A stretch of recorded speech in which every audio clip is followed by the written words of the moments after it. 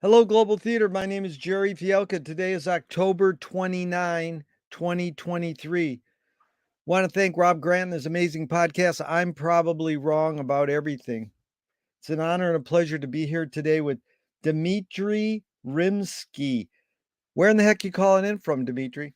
Right at the moment, I'm in my lady's apartment in East Hampton, Massachusetts.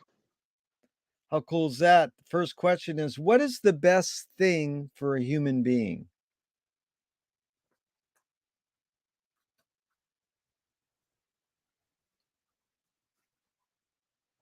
Community, I agree. That's a great word. What's your favorite form of information, how it comes into you? conversation, Why do you think humans collect or gather information? curiosity. Do you think this need or want is more innate or more invented to collect information, to gather it? I think it's instinctual. Yeah. Is instinctual mean the same thing as innate, you think? Maybe. I think it's hard to say because the words have funny meanings. For me, instinctual means that it's something that comes with your physical presence, your you have senses, and the senses gather information, and we always think of them as five senses. However, that's not actually true. I mean, it's true that there are five senses, but there are actually probably significantly more senses that we don't necessarily consider. Um, and those are all very active. And at any given moment, you're gathering information. So it seems that that process wouldn't be limited to whether you smell or hear or taste or feel something. It's probably also intuitive in some ways that we don't necessarily codify intellectually. Yeah. Very good. That you anticipated a lot of where we're going with this discussion. Thank you so much. That's odd. No, it's about perception, perceptual um, recognition, and anyways, you'll see how these questions sort of tie into what you just said. Do thoughts create emotions? Or vice versa. Yeah, It goes both ways, doesn't it? yeah, I mean, how can you have one going one way and not the other? Emotions very often preempt thought, or maybe not preempt, but you sometimes have the emotion before you have the thought, and sometimes thinking gets in the way of emotions. So, or they in fact create a false sense of emotion, which sometimes takes emotions to undo. So thinking and emotions are sometimes at odds with each other, and sometimes they're not in the best of circumstances. yeah. Uh, Very good. Is thinking more innate or more invented? I don't think it. I don't think it's. I think it just is. Yeah, I mean, we always give ourselves credit for being sentient animals, blah blah blah. Nobody. That's just a hubris on our part. Most living creatures have some sense of thought, whether we want to give them credit for it or not. I don't think you can be a living creature, and I'm not even sure that we should dismiss creatures. Maybe there's other forms of living things that gather information and have thoughts, but we're just too stupid to understand it. right. I got you. But would you say that applies to with the word instinctual? Is thinking instinctual? I think the word instinctual tends to be somewhat limiting, right? Yeah. I mean, it's giving credit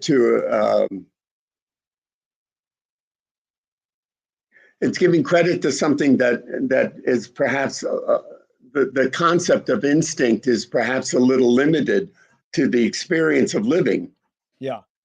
I mean, maybe we exceed that. You know,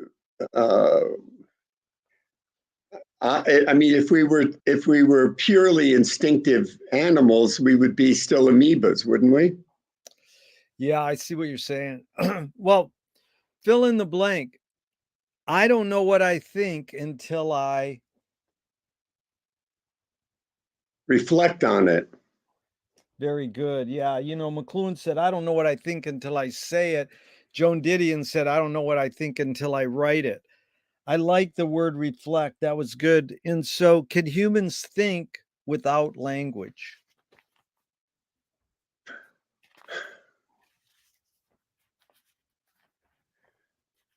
Yeah, of course they can.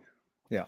I mean, it just the difference is that uh, language provides a codified way of organizing or expressing the thought, but there are all sorts of creatures that have thoughts that don't have language, and they're perfectly capable of functioning uh, without being erudite. I mean, all you have to do is listen to your cat hiss at you, and you know that you've communicated something.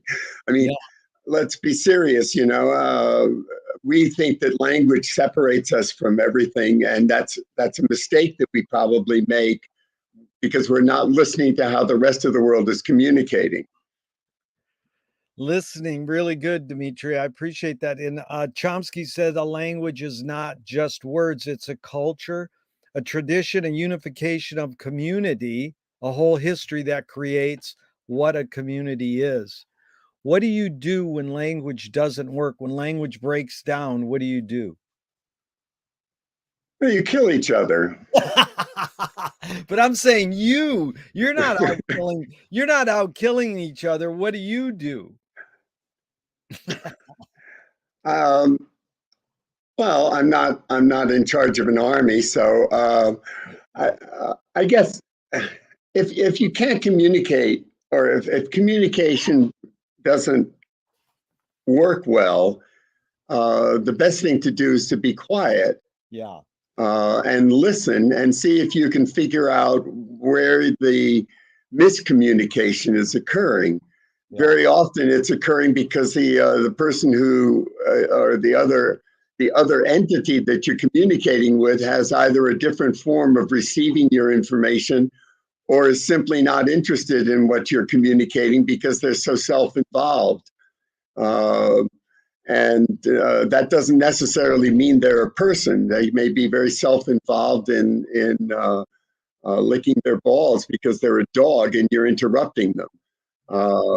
But I think in general, um, you know, I mean, a good actor knows that if you really want to play a scene, you're not thinking about your next line. You're listening to the line that's being given to you.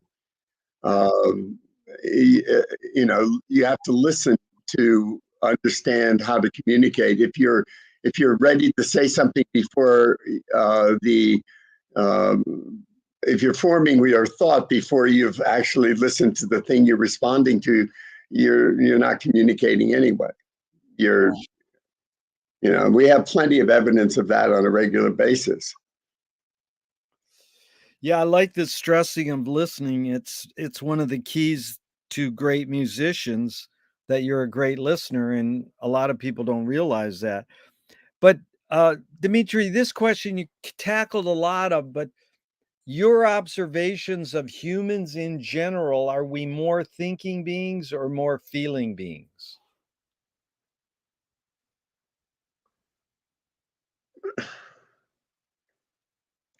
You know, I mean, if you want to get into the Myers-Briggs profiling system, I don't know what the statistics are for your ENFPs versus your ISTJs or however the profiling system works. I suspect there are more STJs in the world than there are NFPs. I think there are generally more people that tend to function more in a factual, ordered, reasoning way because that's the way they've been behaviorally guided or modified or whatever you want to say. I just saw a thing just a few minutes ago before I got on about a test that was done. They took a group of children trying to determine what makes a genius. They took a group of children, I think they were 5, 6-year-olds, and they tested them for various indicators of genius. And most of them came up pretty high on the scale. And then they tested them after they'd been in school for a few years, and the percentage dropped.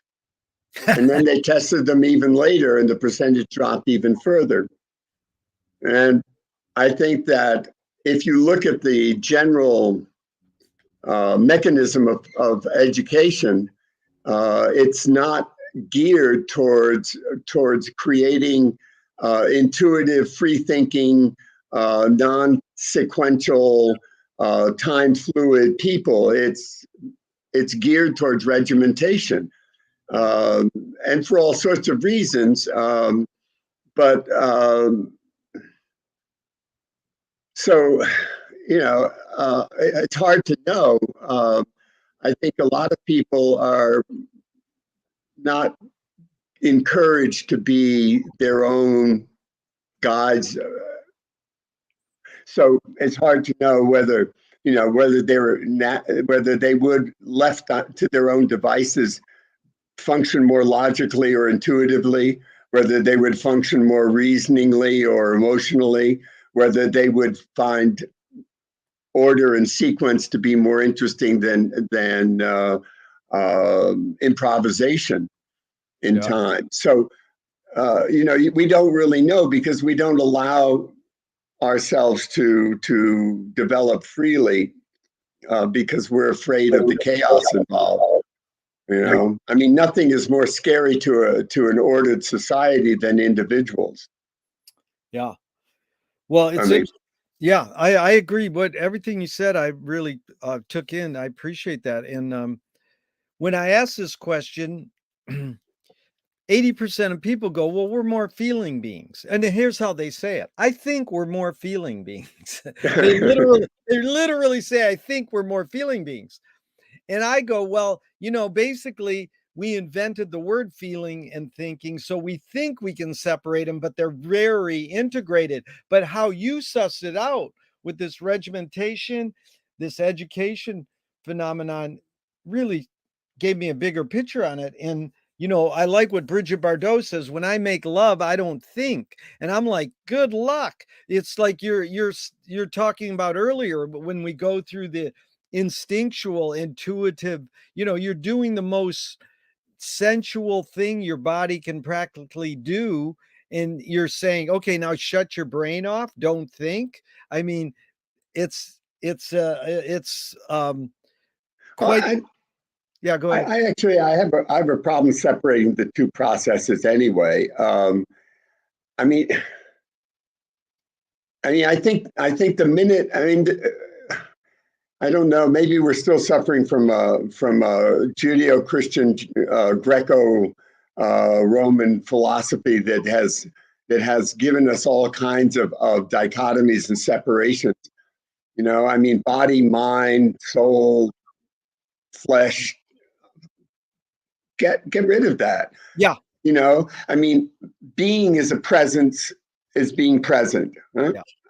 Period. End of story. So you don't operate in, the minute you try to create dichotomies within yourself, you're already failing to be a present human being. And we see the evidence of that destruction of what is our best nature everywhere. The whole process of regimentation and social order has a very precarious balance in trying to get the most potential out of the human beings within it, and at the same time have some kind of cohesiveness in terms of how they function cooperatively. And anybody who's sat in at a committee meeting knows that cooperative behavior is not the best method of moving forward. But leadership without cooperative behavior is dictatorial and repressive. So Yeah. where's the balance in that? And the balance for me is, be a human being and stop dividing yourself up into a Venn diagram of who you are. Yeah. I mean, we make that mistake with men and women, giving them attributes that are individualized to their gender, which is ridiculous. And, we do that with all manner of things. And it, even to the absurd point of dividing us by skin colors, dividing us, and then it gets even more petty when we get into belief systems and social structures, and all of a sudden, because somebody's a communist and somebody else is a liberal socialist or Democrat, whatever. Where's the difference? Yeah. You're still a human being that eats and goes to the bathroom. What more do you need to know? The birds are singing, whatever. I mean, that kind of division is causing us horror, and we're at the breaking point of that now because we've run out of room to be that petty with each other. Yeah. Really well put, Dimitri. I appreciate that. There's two questions from Sorry for the diatribe, but yeah. No, that's just what I welcome: anecdotes, stories, rants, all that. I'm all open for that. That's what we're here for. Believe me. Two questions from Alan Turing in 1950s. One, is thinking a function of the soul? Yeah, again, the nature of the question already has two entities involved. It's like thinking is the soul. Soul is thought. Yeah. I mean, one isn't the function of the other. It is. Yeah. And if you think that you think somehow that you can divide yourself, if you can have a thought and say it has no soul in it, you're making an insane statement. Right. I agree. Well, okay. Yeah. I mean, so if you can say that your soul your soul has some kind of isolated reality from your thought or your feeling, then you're already making a mistake. Yeah. I mean, that's for me. There are a lot of people that feel that it's very necessary to divide themselves, and they make their lives much smaller as a result, it seems to me. Yeah. Well, this is it, Dimitri. It's me and you versus the wording on the question. So that's what I'm open for any kind of statement and reaction to the words on the question alone, because it's not like I'm always morphing them and trying to word them better or suss them out. I mean, I have nothing against Alan Turing. I mean, he was a genius and an unfortunately beleaguered human being that was unjustly treated in the world, but not a bad thought. I mean, what was the question again? Is thinking a function of the soul? Yeah, I mean, that's an interesting question, but it's coming from a place I don't necessarily relate to. Yeah. No, you sussed it out good. The second Turing question is, can machines think? Well, that's an interesting problem right now. Because we're finding ourselves at a moment where we have developed machine function that is beginning to show signs of a different kind of mechanism than we had attributed to machine processing. All of a sudden, the machine processing that we're experiencing with AI is beginning to have a corroborative process that we hadn't anticipated. I don't. Maybe we had anticipated, but we hadn't seen it function. And part of the reason, from my way of looking at it, is that up until maybe the last decade, any given machine didn't have access to a database broad enough to provide it a source of data that had enough randomness in it to be able to suddenly come up with something that was not anticipated by the question of the machine, inquiry of the machine. So somebody goes to this computer and they go, computer, Alexa, what do you think is going on today? Well, actually, and maybe not Alexa because they've dumbed her down, but a good open-ended algorithm has access to the entire global communication network to draw on for that answer, including the entire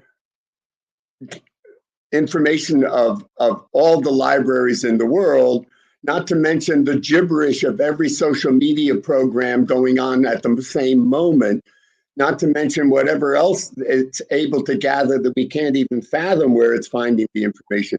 So it may respond to a thing, or what do you think's going on today? And it may come back with an answer going, the daisies smell nice.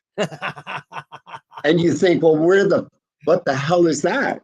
Well, you don't know where it's getting its source of information. So there's something very peculiar about all that, and it's gotten people a little spooked. Yeah.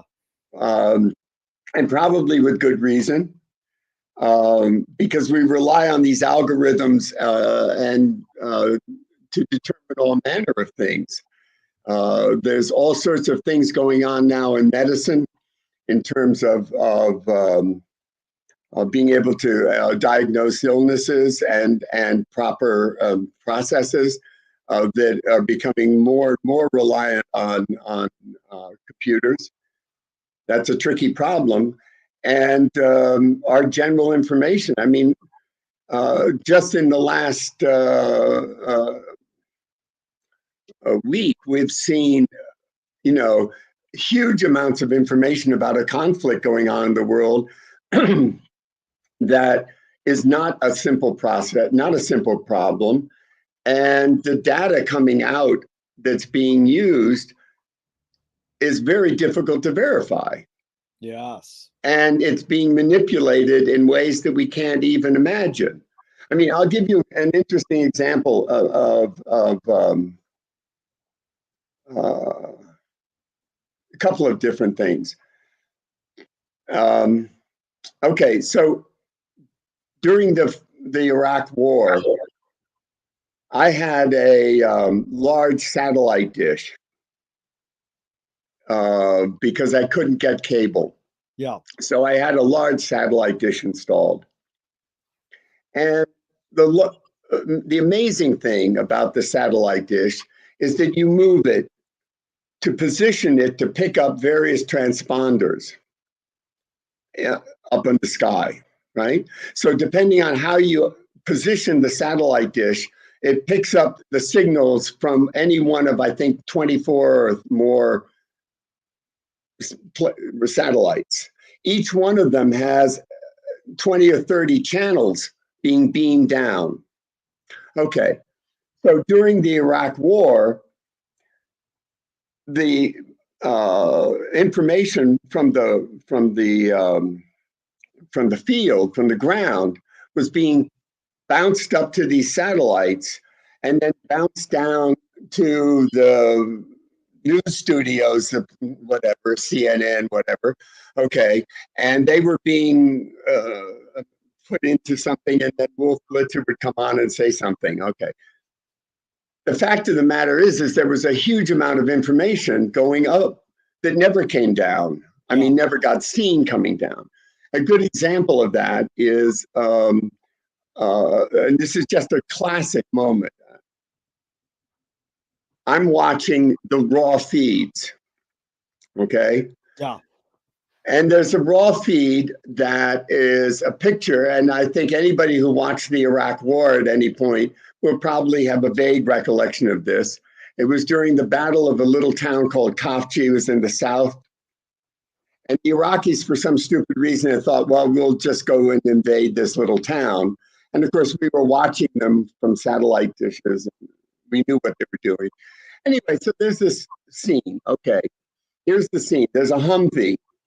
It's parked on the other side of a cinder block wall that has a kind of a decorative motif running across the top of it. There's a guy in the turret of the machine gun shooting over the top of the cinder block wall. Somewhere in the distance, there's smoke, and there's one of those onion-shaped water towers and so forth. And he's rattling away on the machine gun. Okay, this is a classic war moment, right? I mean, something is going on. All right. Now I'm watching this, and it's gone on for 2 or 3 minutes, maybe longer. And another soldier, who apparently is an officer or somebody, comes around the corner of the building where this wall is, screaming at the soldier to cease fire. At the top of his lungs, cease fire, cease fire. You're shooting in the direction of our scout troops. Cease fire. The guy on the gun pays no attention. And the soldier has to get up on the turret of the Humvee and pull his hands off the machine gun. Okay? The reality of that moment is that you've got a 19-year-old kid who's scared shitless. He's in a war. He thinks he's being shot at. He doesn't know what else to do. He's shooting back. He doesn't know what's going on. Somebody else interferes with that moment. Okay, typical moment, craziness of war. However,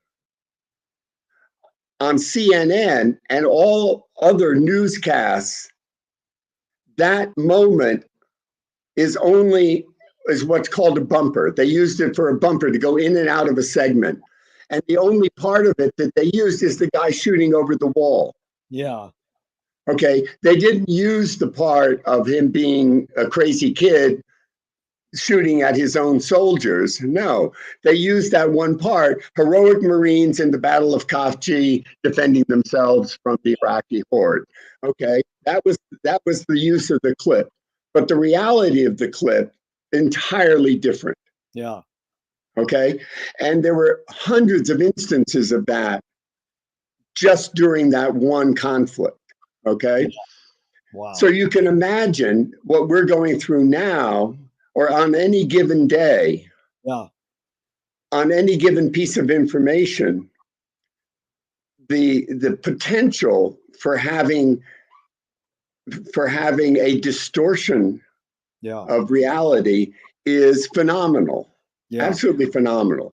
So you can't blame a whole bunch of segments of the population for being completely moved into various segments of their whatever grouping they're in, because they don't have any way of understanding a larger sensibility. They just don't have the tools intellectually to see a larger picture. The big picture. It's like the comprehensive awareness. You study patterns. That's called pattern recognition.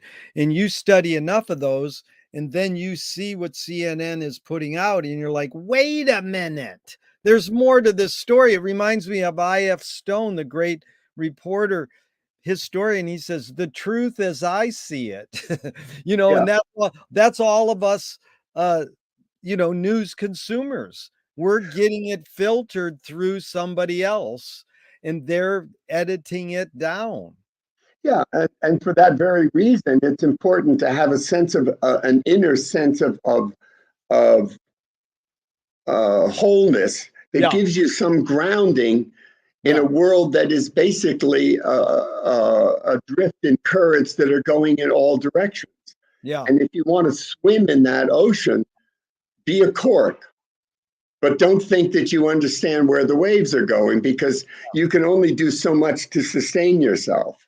Yeah. You know, but to try to be anchored to any one position is a certain amount of folly.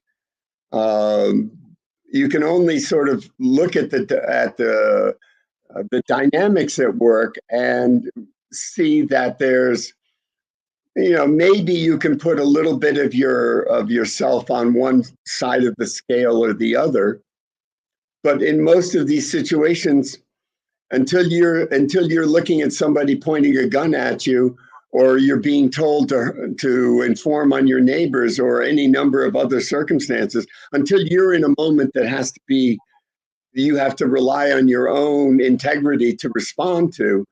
You know, it's pretty hard nowadays to figure out where you belong. Yeah. You know.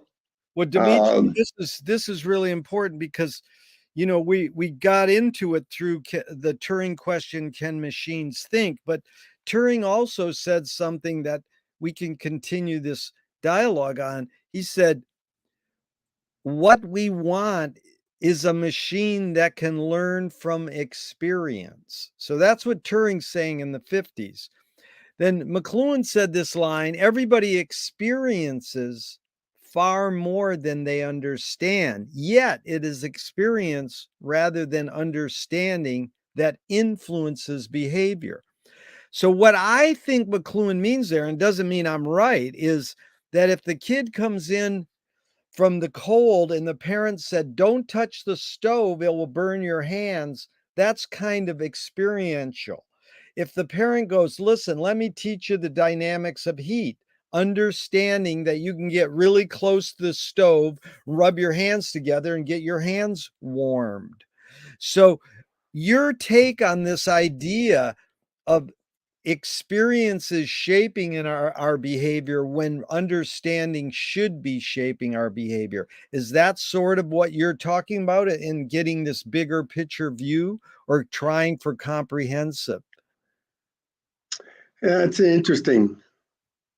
I mean, I don't know. I mean, there's this. I think it was Mark Twain that said that, you know, grabbing a cat by the tail, the person who gets the cat by the tail is getting 7 or 8 times the information than the person who doesn't. Um, I mean, yeah, you know, to Turing's point about a computer that experiences, you know, unless the computer can prick its finger on a rose, how does it know that there are thorns on a rose? Yeah. Other than the abstractness of being told that there are thorns on a rose. Try and pick a rose and then tell me what you think about it. So experience is a pretty odd thing, because it inquires a certain amount of physicality, doesn't it? Yeah.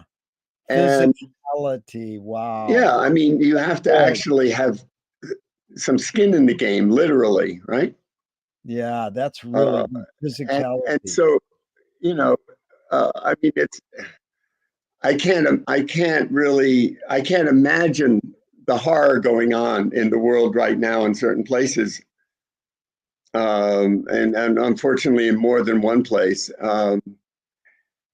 So, you know, I'm a white privileged person. I'm sitting in a nice warm apartment in a converted factory in East Hampton, Massachusetts.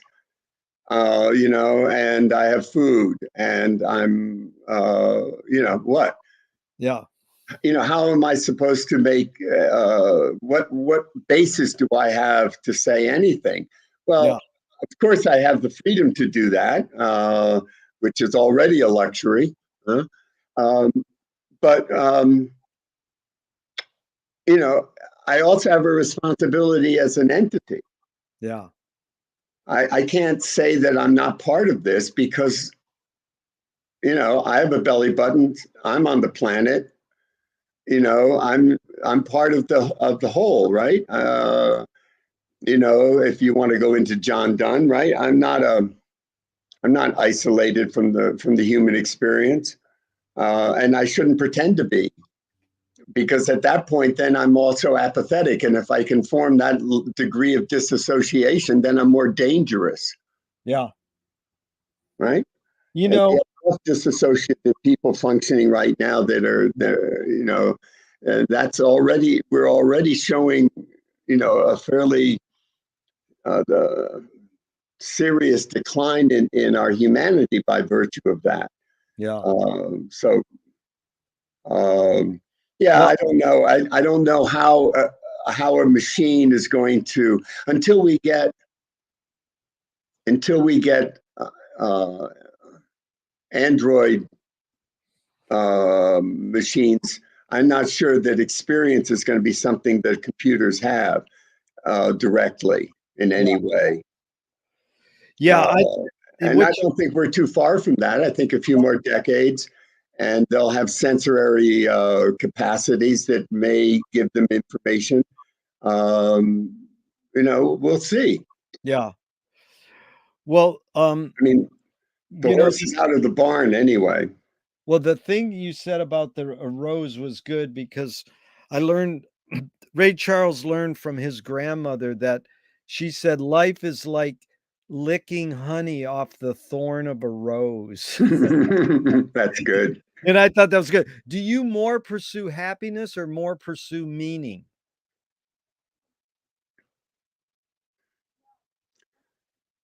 I don't think you can pursue happiness. Yeah. I think there's something oxymoronic about that. Yeah. I mean, how are you doing that? Yeah. The chances are you're going to make a mistake and pursue gratification on some level. That's not happiness. You're going to pursue superficial things that are the monikers of happiness but aren't necessarily happiness. And then happiness as a state of being can't be a constant because that's not the experience of life. Yeah. You can't go wandering through life being happy all the time because you're going to stub your toe. You're going to prick your finger. You're going to be cold. You're going to be hungry. You're going to be what? No. So that's already an illusion. It's like perfection. It's like forget that crap. Yeah. Point. That's If you can be happy for a moment, be happy. Go and move on.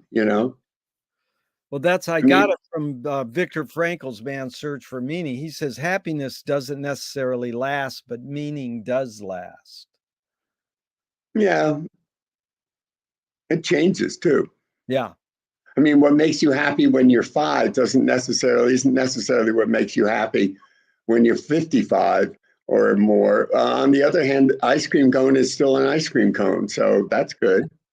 So some things don't change. That's funny because the example I give sometimes is me and you could share an ice cream cone, feast together, but it's going to end.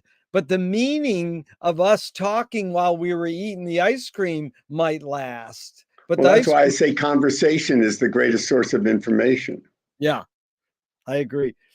Does the brain more detect consciousness or create it? Like, is consciousness there bubbling away and we're more so detecting it or more so creating it?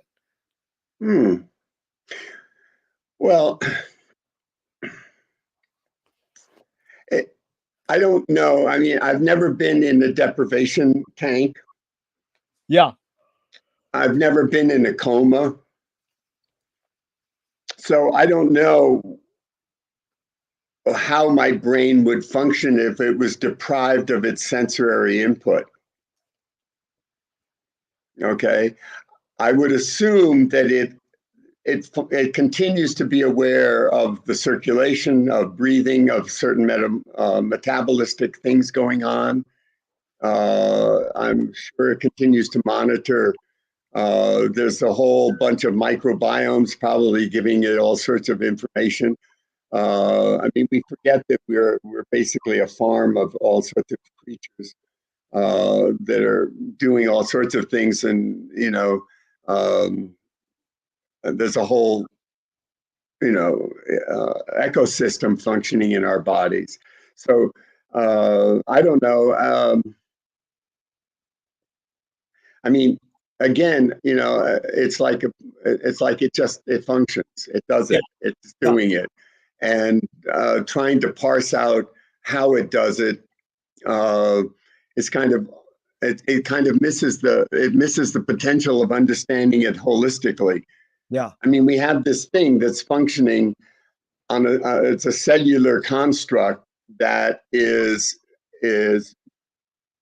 uh, maintained as a organic entity through all kinds of metabolic systems, blood circulation, and all the rest of it, glandular fluids, and so forth and so on.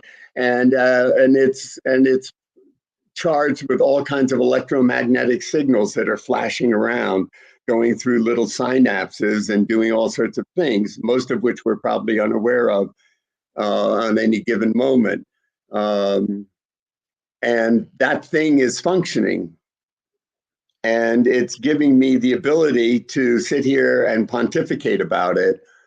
But at the same time, it's monitoring my urine flow and a whole bunch of other stuff. Not to mention, somewhere in the back of my mind, it's thinking about my high school girlfriend.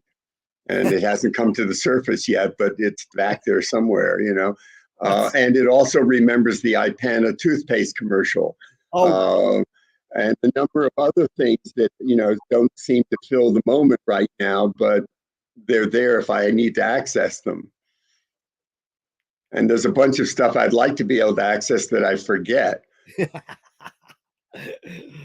wow, that was it. So what's faster, speed of light or speed of thought?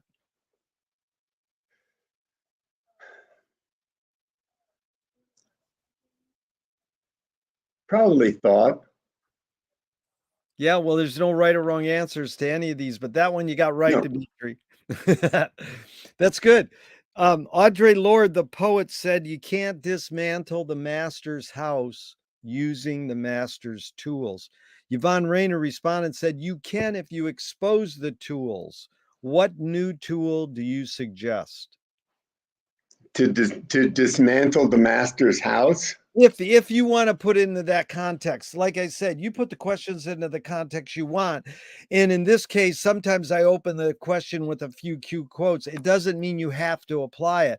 I mean, No. basically, I'm asking what tool do you gravitate towards? You can apply the word new if you want, and you can apply Well, first of all, I don't necessarily recognize any master, but yeah, whatever masters there are, I have every confidence that they will dismantle themselves given time. I mean, it's just always the case. Uh, so, no mastery over other human beings lasts indefinitely. yeah, Period. End of story. I mean, you can quote Gandhi on that, or you can just look at reality and say, yeah, okay, eventually, you're going to overreach because you think that you're a master. yeah. And if you already have that ego invested in it, you already have the flaws embedded in your system, It's good. So, yeah, so I would let the masters dismantle themselves. Um, I have my friend Vitek, who Yeah, when asked how they managed, how they resisted the Soviet occupation when in Czechoslovakia, and he said, "You become the sand in the machine." yeah, And there's something absolutely profound and genius about that you become the sand in the machine, um, because you know you you can try to stand in front of the tank, but eventually they'll get impatient and run you over. yeah. But uh, but to wear the machine down, by making them run out of gas, Yeah. that's a better strategy. Keep dodging them until they run out of gas, and then see if they can figure out how to get you. You know. So, I love yeah. that. Uh, Yeah, I think patience is one of the best ways to undo any kind of you know, if you want to undo the mastery of things, I mean, what are you going to do? You have, you know, I mean, it's like the um, union strike against the auto companies, right? You know, I mean, what are they doing? They're just saying, hey, run your own fucking factory. Yeah. Oh, whoops. Not without us, huh? Yeah. Okay, let's make a deal. Yeah. You want us to come back and make your cars for you? Well, we're going to have to come up. Well, there's a certain aspect, goes back to one of the early things we talked about, the difference between cooperative behavior and authoritarian leadership. Yeah. So you can be as authoritative as you want, but if you don't have cooperation, it doesn't function. Yep. And if you want to move an agenda forward, you need somebody to be a little bit forward thinking to guide you and say, okay, we've discussed this, let's come to a decision and move forward. Yeah. Because otherwise the decision never gets made. Yeah. And I think that if you look at tribal behaviors over time, that's how we survived. Yeah. We had a combination of cooperative behavior and leadership. Now, sometimes it was a silverback gorilla, but trust me, that silverback doesn't survive on his own. Yeah. And we learned to find a way to balance those two dynamics in order to move along. Problem is that they get out of whack. And they either become dysfunctional because they can't decide what to do, or they become dysfunctional because only one person decides what to do. Yeah. Yeah. Yeah, I appreciate the tool suggestions. Patience, sand in the machine. That was good. You're talking to someone who comes from Flint, Michigan. That's where we started the auto factory strikes in 34. Yeah. So I appreciate that. That was well articulated. Well, and it also, it takes a very interesting. I mean, my father said a really interesting thing when I was back in the 60s when we were protesting Vietnam and all the rest of it. And, we were sort of all revolutionary. At least a lot of my friends were more revolutionary than I was. I tended to be a bit too much of a pragmatist. But my father said, no revolution succeeds until the workers are on the streets. Yeah. And that's the truth. I mean, I don't care what revolution you look at, until we decide to stop supporting the system continues. Yeah. Yeah. What new toy do you suggest? Well, we certainly are slaves to our toys, aren't we? I mean, this now is everything that used to fill my apartment. It's my record collection. It's my TV. It's my telephone. Yeah. It's my typewriter. It's my fax machine. What? Yeah. So how many more toys do we need? I suppose at some point they're going to implant them. They're not too far away from giving us the glasses anyway, right? Yep. I don't know. I would be interested to see if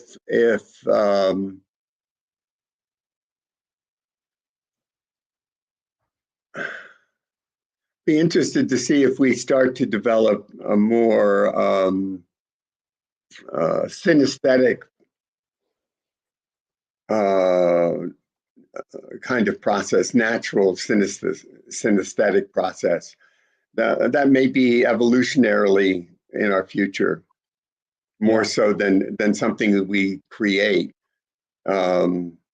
I mean, I think it was Chardin who talked about in the divine milieu, the evolution of human beings, that at some point we evolve to recognize a divine commonness and become a single. We become conscious of ourselves in total. Yeah. That I guess that's what I mean by synesthetic. Yeah. I think that may require reducing ourselves significantly. It may mean reducing ourselves from some of this stuff.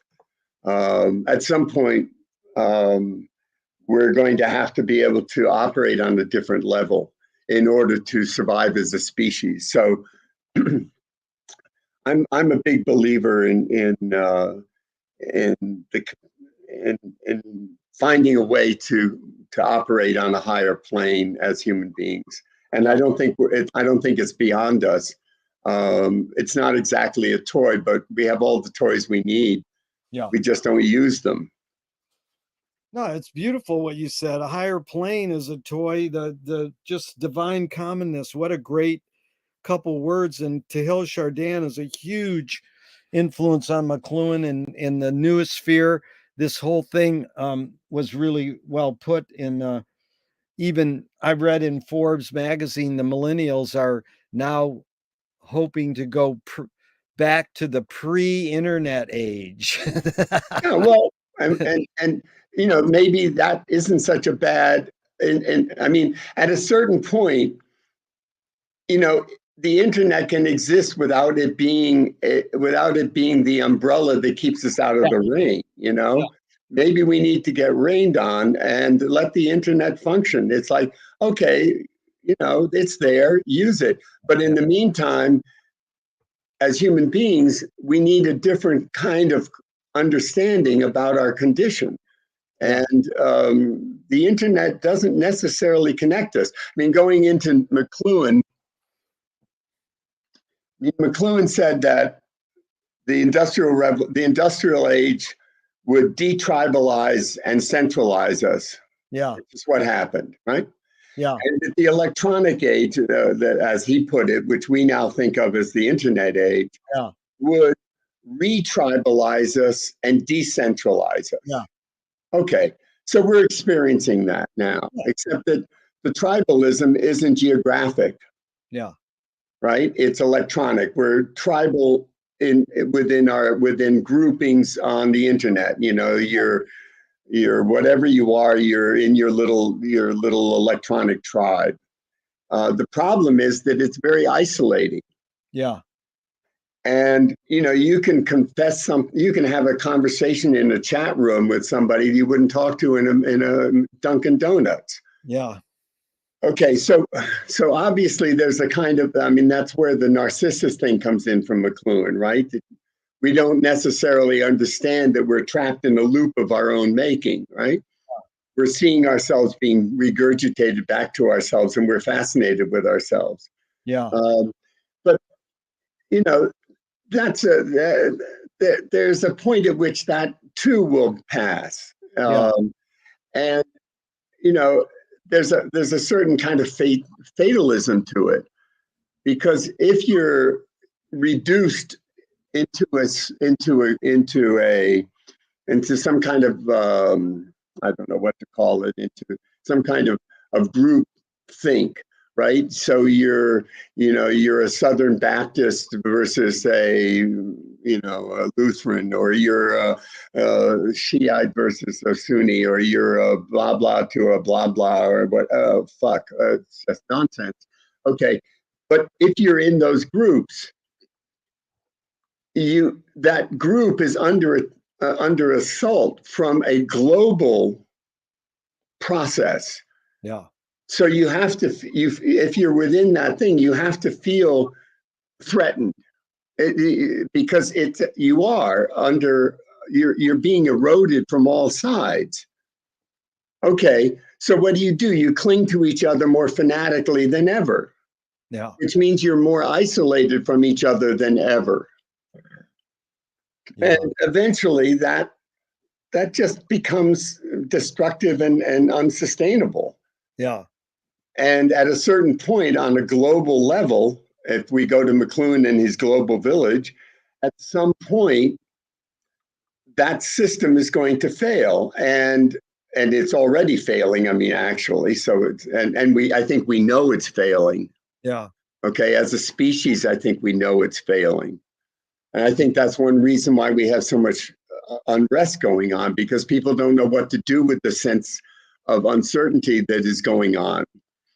You know, it's like, it's raining too much. There is no rain. The wind is too, there's fires. There's, and so what do? We say, okay, well, what are we going to do? Oh, well, let's kill all these people and have this guy in charge, or something, right? What do we know? Okay. I mean, that's the reaction. But the fact of the matter is that the process is already beyond us. Yeah. And at some point, it will simply bring us to our knees. Yeah. Good. We need the humility. We need to be leveled. You know, we need to have a leveling. And that's a terrible thing, because it's actually a kind of culling, but and it's indiscriminate. You know, I mean, we don't necessarily understand. I mean, I have a friend who talks about this a lot, but we don't understand what global famine is like. Yeah. Oh, yeah. We don't. We have no understanding. I mean, we're already chafing against migrations, right? Yeah. This is a drop in the bucket. Yeah. You know, when millions of people can't live someplace and they start to move, that's a force of nature you can't comprehend. You know, when the climate changes and it's too hot to live in a certain place, people are going to move. Yeah. If it's too cold, people are going to move. Yeah. If there's no food, people are going to move. If there's no water, people are going to move. And they're going to die in the process by the millions. That's what we're headed for. And people know that. I mean, you can have these bimbos that are running around. You know, I mean, the guy that was just elected Speaker of the House here in this country, right? He's a creationist. He's a climate change denier. Yeah. He's the third in line for the presidency of the United States. You know, I mean, does that tell you anything about the level of incompetence we're at? Okay. Okay. So, but he's wrong, you know, and he may, you know, he can hold on to those beliefs until he's starving and the forest fire burns his home and he has no water, and 7 million people decide to come out of South America and live in his house. Yeah. You know, I mean, it doesn't matter what he thinks, because the process is in the works, and we're really not doing anything effective to mitigate against it. And the best that we can hope for is that we're going to come up with some ways to adapt to it, but it's going to be messy. Yeah. And I think intuitively as a species, we know that. Yeah. Wow, lot there you said, and it follows up. What do you worry about when you go to bed at night? How I'm going to finish painting this house with the cold weather and the reduced sunlight. Wow. Okay. That's practical. Yeah, well, you know, and I also worry about, you know, things going on in my community. I worry about my friends. I occasionally give myself a little concern about being 76 and not taking care of myself. Yeah. But, you know, what's my most immediate worry? It's going to be a cold, rainy week and I can't finish painting this house. Yeah. Wow. So, That's Dimitri, life. that's life. A lot of packed in there. Look at McLuhan learned from Ezra Pound, the poet, that artists are the antenna of the race. They're broadcasting and detecting the hidden psychic effects of our inventions. Mhm. So we might learn how to cope with what we don't like about our inventions. So I asked you the question Marshall probed his whole career. Why do we ignore the hidden psychic effects of our inventions, even though the artists are broadcasting them to us? Because we don't trust the individual. I Hmm. mean, in general, going back to the formula I was talking about, the balance between cooperative and authoritarian leadership. The individual is neither cooperative, necessarily in agreement with the cooperative consensus, nor is he necessarily going to kowtow to the authority. The individual is the most dangerous thing from it viewed from the society. I mean, we give all this lip service to democracy. Okay, this is a fine idea. Okay, but democracy, by definition, is the consensus of the population, right? Yeah. Okay, it's the agreement by maybe it's what everybody agrees on. Okay, but the individual within doesn't necessarily fall into that agreement. Yeah. And so the individual threatens that consensus. Yeah. It's like, okay, we're all going to march here. I mean, I can remember this is a very silly conversation, but okay. All of my friends were going to go to Chicago to protest the Democratic Convention. Yeah.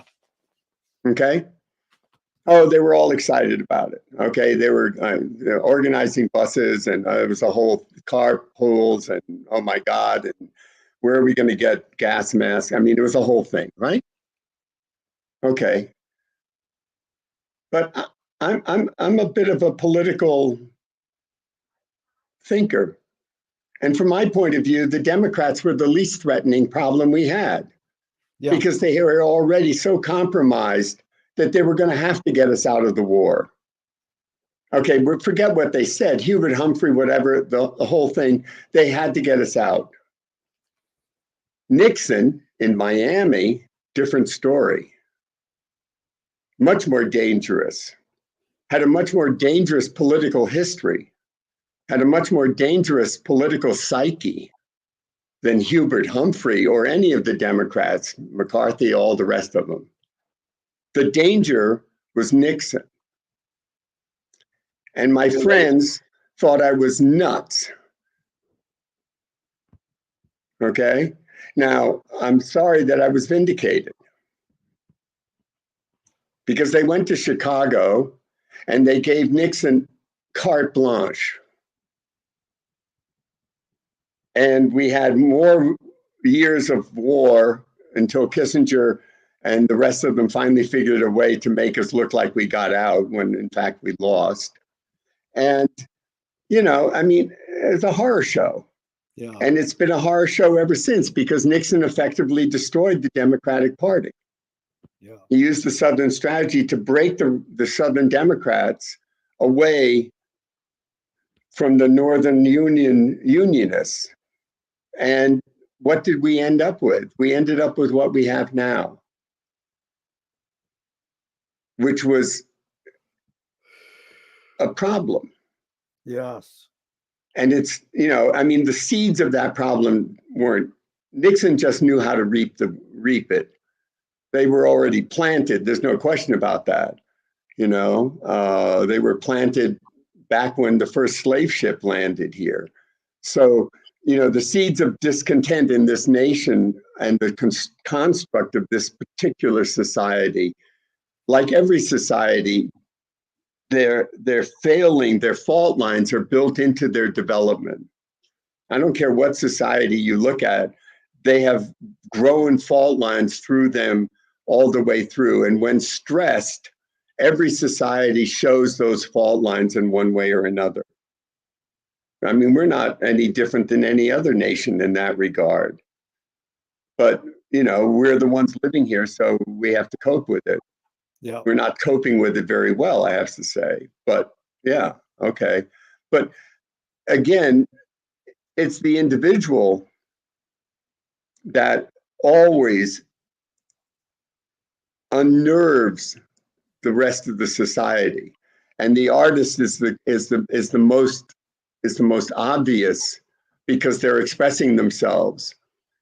They're saying, oh, they're out there waving a flag, writing a book.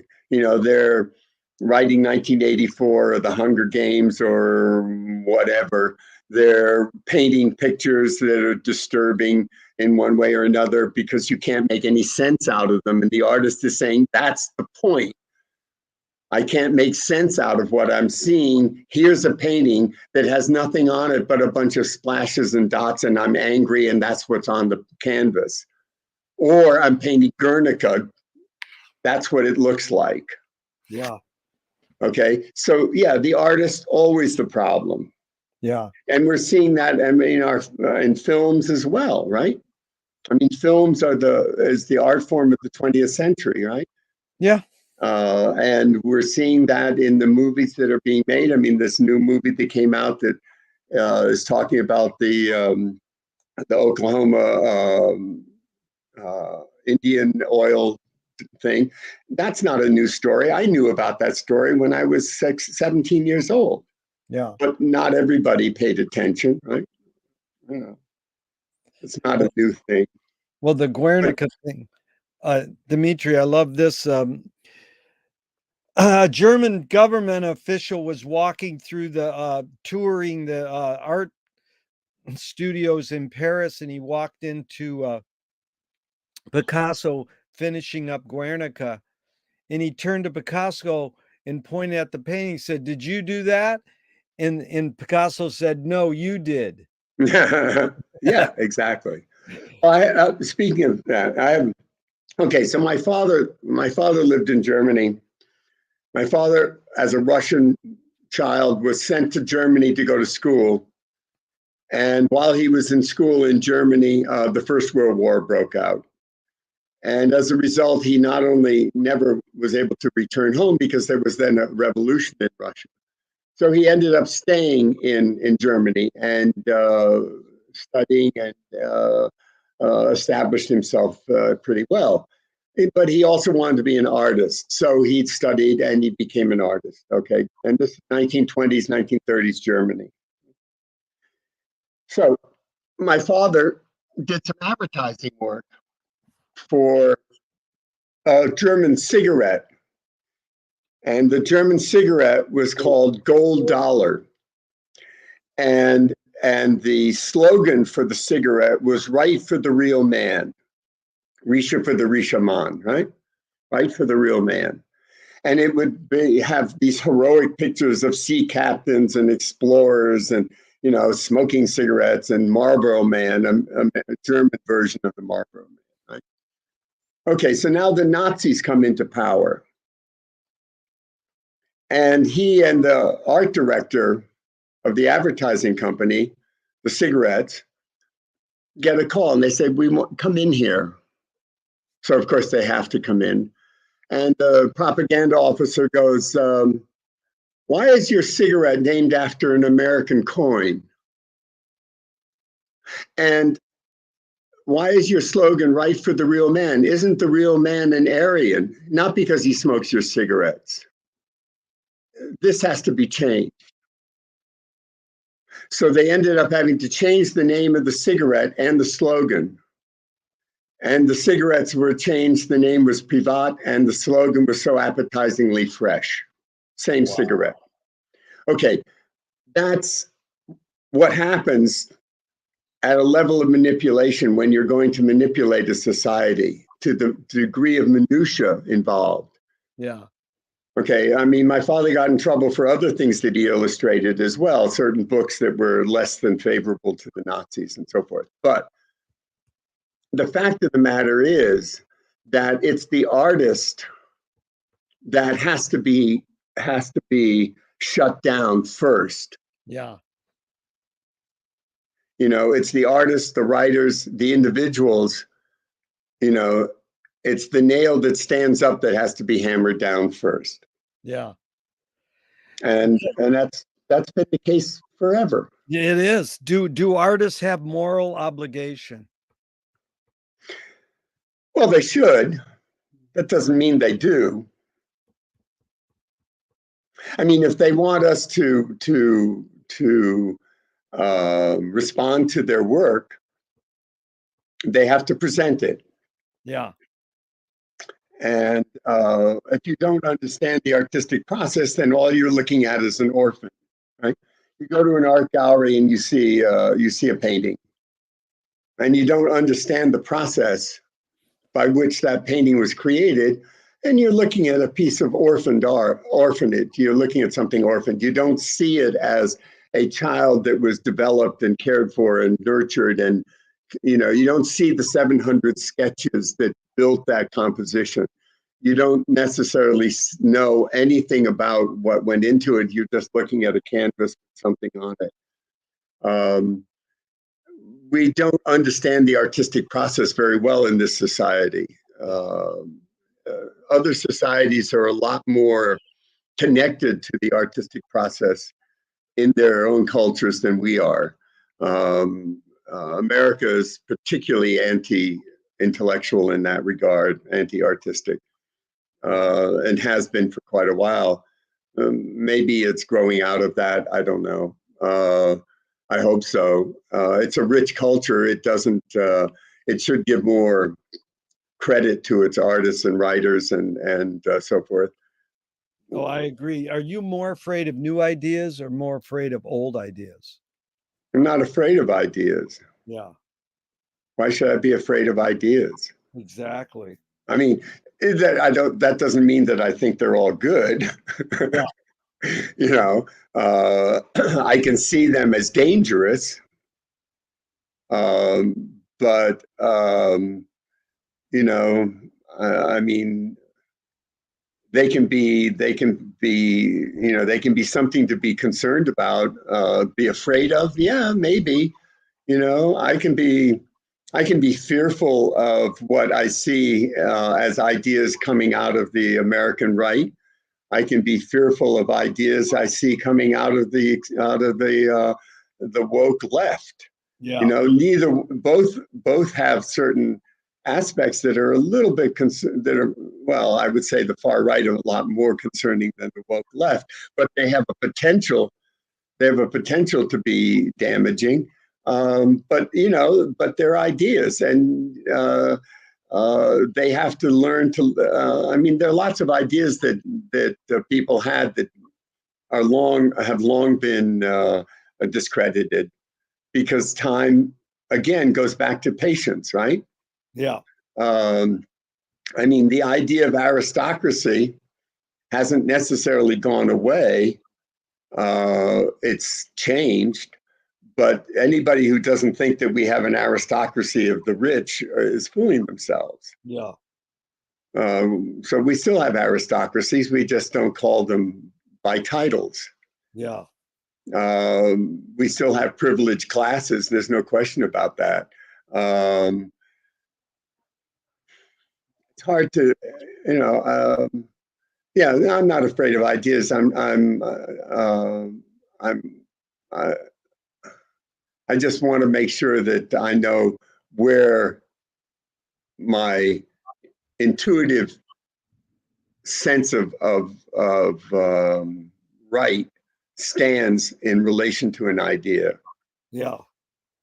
Can you conjure up your earliest memory ever, or one of them?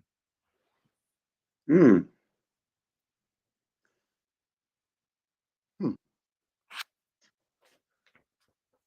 Yeah, hard to know. There's a very interesting thing about childhood memories, especially in relation to photographs, Yes. because you have photographs of yourself as a child, and in very odd ways, sometimes you actually you're not sure if you're fabricating the memory or you're actually having the memory. Yeah. An instance of that is there's a picture of me with my mother on a beach in France when I was maybe 3, maybe even 2. And I can still sometimes feel that small foot on the warm rocks on the beach. Wow. Is memory more a curse or more a blessing? Depends on the memory, doesn't it? It sure does. I mean, I'm a believer in genetic memory. I think we have genetic memories. And that sometimes is also a blessing and a curse. Yeah, I don't, I mean, it really, I mean, sometimes bad memories are a blessing, huh? There And you go, Dimitri. That's very wise. Now, can you tell me someone within your immediate family and then outside your immediate family, just briefly, who had an impact on you, kind of like a role model? And what specifically was that impact? well, now that's an interesting question. Well, okay, first of all, I have no immediate family. So, in that regard, I'd have to say my father, by virtue of the fact that he was born in another century, he was born in 1898. He went through two world wars, the upheavals of Europe between the wars. He was the survivor of a revolution. He lost his family in that revolution. He lost his culture in that revolution. He lost his country in that revolution. He lost whatever life he had made in the second country that he lived in. And he ended up in a little town in Connecticut with me as a child and my mother, who was bipolar. So, yeah, I can't say that I can think of anybody that had a more profound influence on me, because the very weight of his life was so evident in my childhood. And it was a very extraordinary life. He was a very unusual human being. So, yeah, I didn't see a lot of fathers that I would have held in that regard, mainly because most of them were half his age. He was 50 years old when I was born. So by the time I was a teenager, he was already a 65-year-old man, 60-year-old man, and had gone through a great deal. We were watching the moon landing, he and I, a little black and white TV in our house. And he was already, he was a 68-year-old, whatever it was, right? I can't think of the year now. And he's sitting in his rocking chair. And I'm this fey young guy. I'm like, oh yeah, the moon landing, and people are starving in Africa. And we have better things to do, and what difference does it make? And blah blah blah, and whatever bullshit shit I was thinking. And he was just fed up with that, and he just said, "Shut up." He said, "Just shut up. You don't understand what you're seeing. You don't understand what's happening." And he said, in my lifetime, telephone, airplane, radio, penicillin, two world wars, nuclear bombs. Now I'm sitting here watching a member of my species set foot on a foreign planet in my lifetime. And once that has happened, we will never see ourselves the same again, because that individual human has turned around and looked back at us. And for the first time in our history, we see ourselves from that perspective. Yeah. And we'll never be the same again. Well, in a sense, he was right. It just hasn't really seeped in yet that we're sitting on this little speck of dust in the middle of nothing, but in a lifetime. And then he said to me, you will not understand what's happening to you. The speed at which this is going to change from here forward is going to be incomprehensible. Yeah. He said, there's no way of telling what's going to happen in your lifetime. He said, that's why you have to be a cork on the ocean.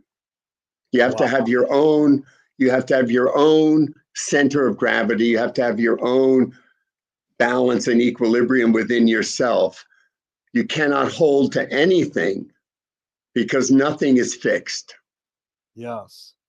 And one of the last things he said to me towards the end of his life is that God gave us free will, but only one choice. What's that mean? It means you can choose to die, but you can't make any other choice that means anything. Oh, sure. Okay. I choose to get up from this table after our meeting and go outside and have a cigarette. Yeah. That's my choice. Yeah. Okay. Without having any idea that a drunken bus driver is going to careen into the parking lot where I'm standing and kill me. Yeah.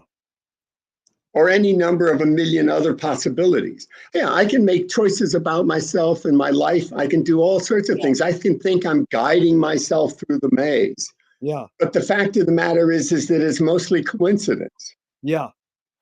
I mean, I have a good example of that. I mean, I think every life has these moments, but we just don't pay attention. Yeah. Okay. So I was maybe 19 years old, maybe. And a group of friends came up from the city to be in the country, in my home in the country. And we're all stoned and we think, well, maybe what we should do is play capture the flag out in the woods behind my house. Okay? Yeah. This is a completely normal thing to do. Yeah. So, okay, we're playing capture the flag. Okay, now I decide, because I know the terrain, I'm going to run around in a flanking maneuver and run around behind where they are and capture their flag. And in the process of doing that, I jump from one rock to another without anticipating the fact that I'm wearing these shitty, stupid plastic beetle boots. Yeah. That are made out of crap, that have no strength whatsoever in them. They have no plastic soles, right? They're purely a fashion statement, right? And so when I jump on the rock, I break my toe. Yeah. Now, when I broke my toe, it meant that in those days, they put your foot in the cast. Well, you cannot drive a motorcycle with a plaster cast on your foot because you can't shift the gears. Yeah. So that meant I lost my job. And it meant that I was stuck in my apartment for weeks until the cast came off. At which point I was somewhat bored. And I thought I saw the head of a young woman that was coming to visit me, that I had been hoping to see to relieve my boredom and maybe help me. And I jumped up to greet her, and I fell out the open window through the Venetian blinds and ended up on the front porch, half out the window with the Venetian blinds wrapped around my head. But it wasn't the woman I was expecting. It was another woman who just happened to have moved in next door. That relationship led to another series of events that completely changed my life. Now, did I make that choice when I jumped on the rock? No, I did not. Okay? I didn't plan any of that. Yeah. Okay? So, yeah, you have one choice. You choose to live, take it as it comes, adapt, adjust, make do, survive, make the best of it, be of good humor, be kind to people, treat people that serve you with respect. What else? What are you going to do? Yeah. Be a good human being. Yeah. And if you don't know what being a good human being is, stop and think about it until you know. Exactly. You're a wordsmith, Dimitri. I appreciate your words there. That was really good because I used to ask this question, are we making it happen or are we watching it happen? Well, it's a combination because you knew what to do when you were stuck. You were thinking there were other things happening. You just didn't shut down and life stopped. So, you go with the flow sort of. And the same question outside your immediate family, someone who had an impact on you, kind of like a role model, and what specifically was that impact?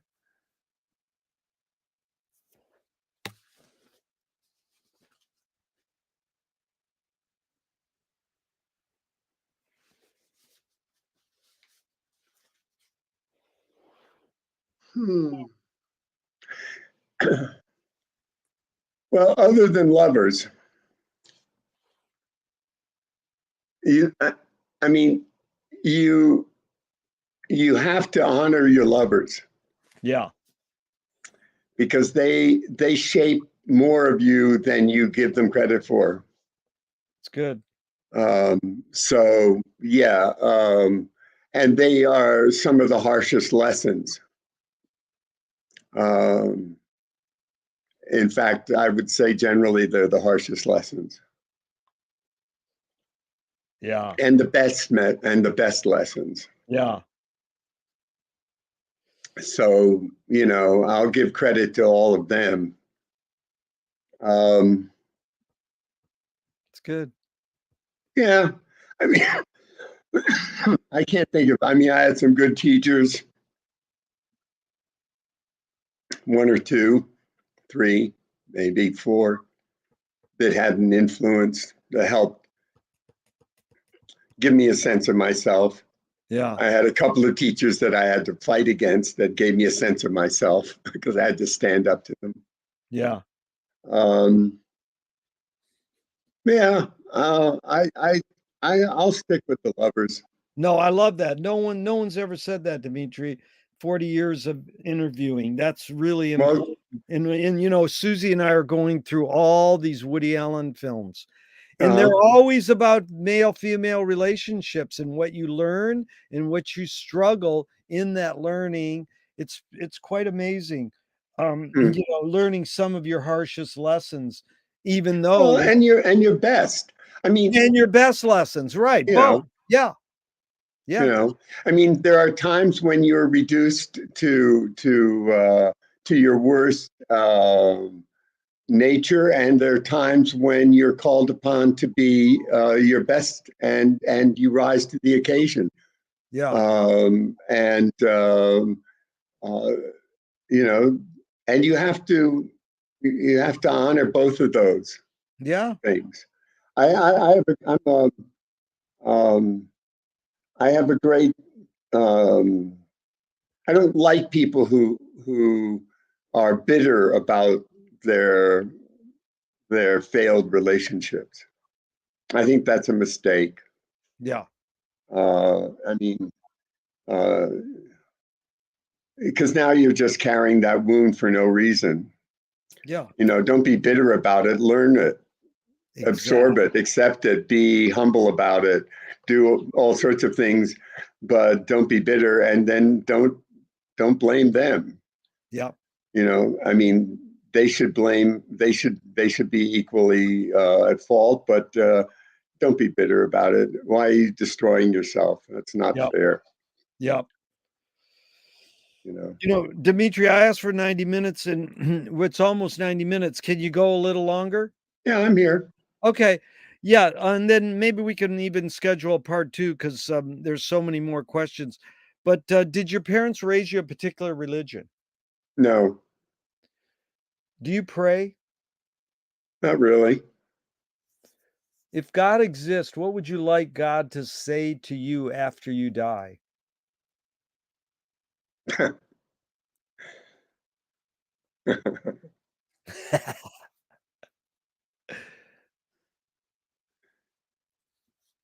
I'm surprised you lasted this long.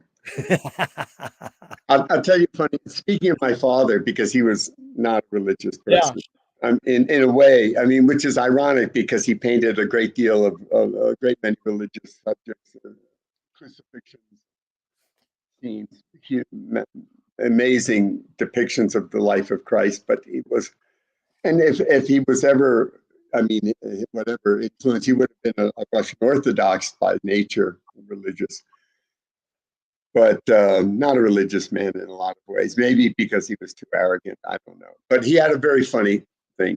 There was a friend of our family's who was a very talented artist, but she was also a Christian fundamentalist. And her name was Frida. And she, towards the end, my father was suffering. He had a sciatic nerve. He couldn't sleep. He couldn't do anything. He was having heart palpitations, and he was close to the end. And she came to save him. And she came and I overheard this conversation. She said, "Well, Fedor, you have to take Christ. You have to accept Christ because you're going to die, and you need to humble yourself before Christ, or else you're not going to get to heaven. You're going to go to hell." And my father, who was never far from being clever, said, "No, I'm pretty confident that I'm going to heaven." And she said, "Well, how can you say that? You look at the life you've been unfaithful. You're arrogant. You're this and that." And he said, "Well, because I'll tell you why." He said, "One day I was sleeping out in the backyard on the stage lounge. It was a warm, sunny day, and I looked into the rose bushes and I saw a bird with a broken wing flapping, and behind it, the cat was stalking very carefully. And I thought, why should I disturb myself? I'm warm, I'm comfortable. This is nature taking its course. I have no right to interfere in the course of nature." He said, "But at the last minute, I reached in through the rose bushes and grabbed the cat and saved the bird." And Frida said, "I don't understand, Fedor. Well, what's that?" He said, "Well, I'm going to come to St. Peter," and he's going to go, "Oh, Rimsky, I've been waiting for you." He said, "Look at this, this, and then there was that, and there was this, and there was that." And he said, "What do you have to say for yourself, Rimsky?" And I'll show him that moment that I saved the bird and say, "That proves that I had innate goodness, and for that I should be saved." What did she say then? No, she was furious. She left. She was furious. Innate goodness. Innate goodness. That is beautiful. So, we don't know how we get judged if we get judged. Yeah. Well, Dimitri, let's tackle these two more, and Okay. they're related, and then we'll schedule part 2. This has really been fun, and I learned a lot. I love that story you just told. Do evil people exist, or Yes. does evil use people as a vehicle? There's Susie saying hello. Hi, Susie. Love you, babe. I love you, babe. I love you. Well, I didn't even get the whole question out, but the question No, is, go ahead. Do yeah, evil people exist, or does evil make people? no, or does evil use people as a vehicle? Yeah. Yeah. Well, the question itself gives evil a self-sustaining presence, Yeah. doesn't it? Yeah. Okay. It means that it somehow is some kind of entity that exists. Yeah. Outside of us. I don't think that's the case necessarily.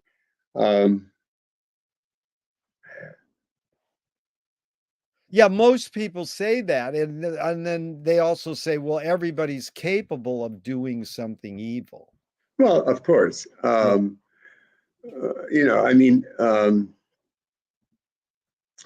think that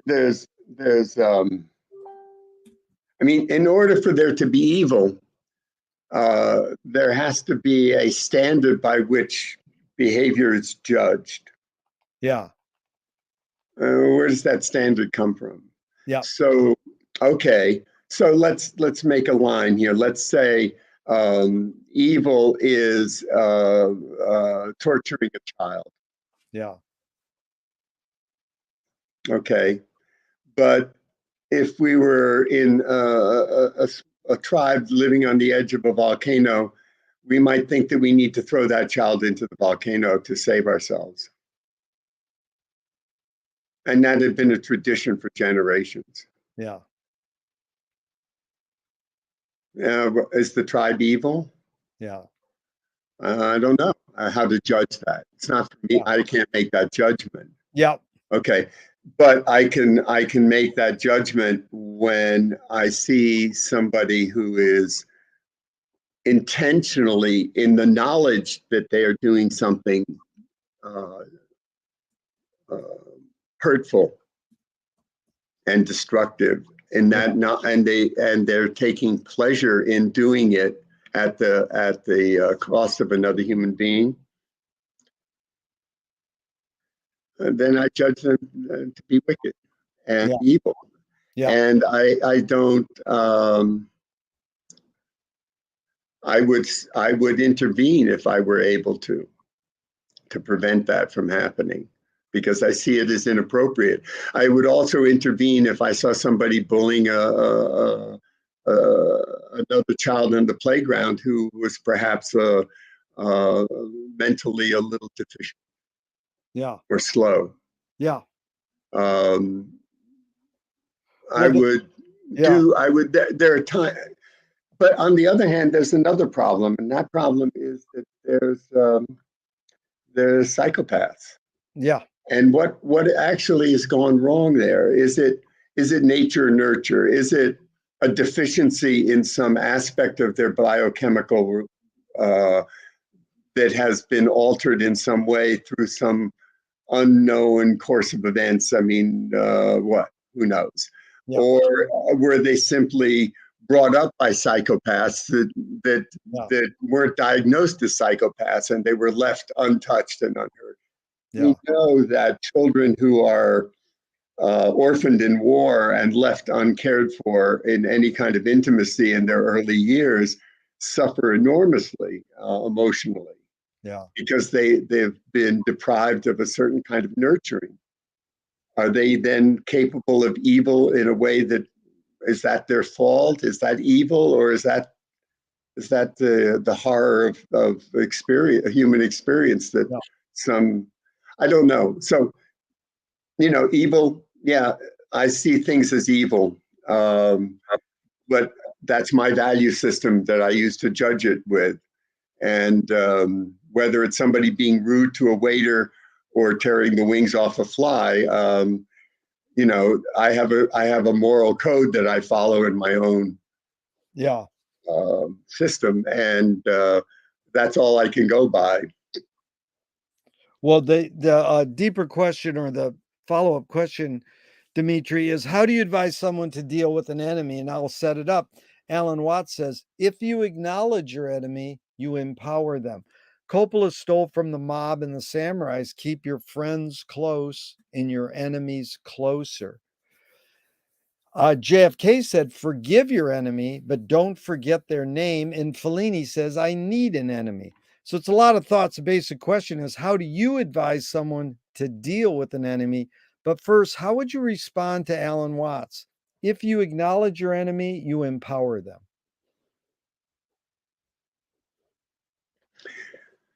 Well, first of all, the question is whether they're my enemy or an enemy of a larger sensibility that I hold as a value. Yeah. There's a big difference. Yeah. There's a big difference between somebody who individually is coming after you for some reason, because they feel wronged by you, they feel something, you took their girlfriend, you stole from them, they think, or, So the question is, what did you do to wrong that person? Or did you wrong that person? And that takes us back to the conversation about understanding somebody, and when you're communicating with them, why have they taken up that hostility towards you? Yeah. And in that sense, you have to acknowledge that they have that feeling towards you. And then the question is, how do you want to deal with it? Yeah. And there are various ways. I mean, it depends on how they're presenting themselves to you, whether they're actually standing in front of you with a gun or a knife or a bat or something, or are they simply trying to erode you within the social sphere that you're in? What are they? What's their deal? You know, are they a business enemy? Are they trying to undo you in business? You know, I mean, when I was a booking agent, I had, you know, competitiveness has a certain, you know, you can have enemies in business. And I found that most of the time, those competitive situations, I could defuse and turn into, if not alliances, at the very least, non-hostile situations. Yeah. You always have to be on your guard. When it comes to a greater enemy, I'll go back to the sand in the machine. Yes. You know, Yeah. don't necessarily let them know that you're opposing them. Yeah. But find a way to erode their power. And yeah, he may have a point. You know, Yeah. acknowledging that they have power already gives them power. Yeah. You know. Well, let's close out with this one, Dimitri, because you brought up that word competition. Are we hardwired for competition? Is it more innate or more invented? And I'll just set it up with Nassim Taleb's quote. He said, games were created to give non-heroes the illusion of winning. In real life, we don't really know who wins or loses, but we can tell who a hero is and who is not. I'm glad you laughed because it brings up a lot there. But is this need or want to be competitive? You think that's innate in us? I think for some people it is. I mean, I have I'm not a particularly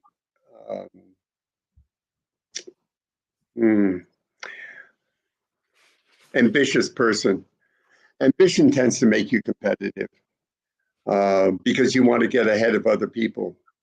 I'm not particularly ambitious in that regard. I was never much of a team player. I chose tennis. I chose track.